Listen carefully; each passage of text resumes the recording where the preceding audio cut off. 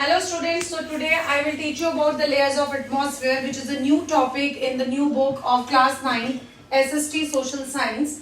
So today we will learn about layers of atmosphere. As you know, बहुत सारे बच्चों को बहुत ज़्यादा दिक्कत होती है कि कैसे layers of atmosphere को याद किया जाए, क्योंकि इनको serial wise याद करना पड़ता है. तो I have a trick for it.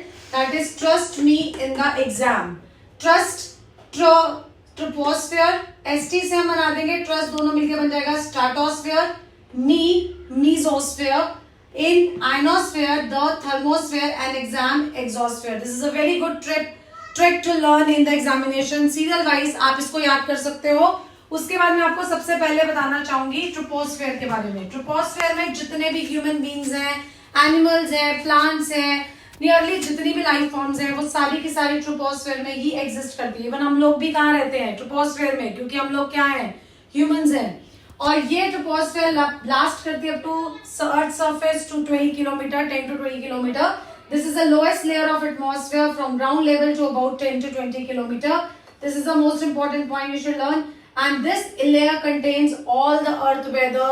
यहाँ पे आपको clouds भी दिखेंगे, यहाँ पे आपको rain भी दिखेगी, यहाँ पे आपको snow भी दिखेगा.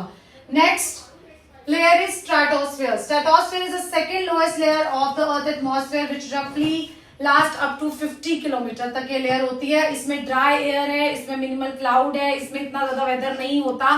इसलिए ये वाली लेयर जो है स्ट्रेटोस्फेयर, ये बहुत ज्यादा यूजफुल होती है एयरक्राफ्ट को फ्लाई करवाने में, क्योंकि यहाँ पर कोई वेदर नहीं होगा, कोई क्लाउड्स नहीं होंगे, तो हमारी फ्यूल कंजम्पशन भी कम लगेगी. और दूसरा, हमारा airplane without any weather turbulence के उड़ पाएगा.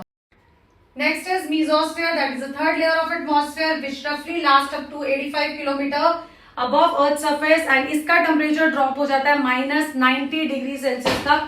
और यहाँ पे ज्यादा मेटियोर्स आपको देखने को मिलते हैं, यहीं पर आके बर्न होते हैं.